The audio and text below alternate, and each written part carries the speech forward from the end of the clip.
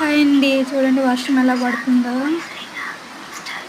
ఇంటి పక్కన ఉన్న చెరువు కూడా నిండిపోయింది.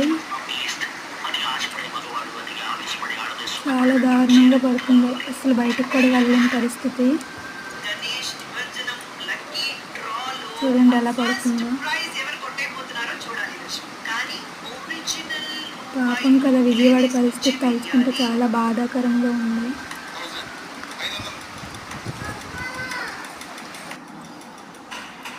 ఈవినింగ్ అలా స్నాక్ ఐటమ్ తమలపాకు బజ్జీ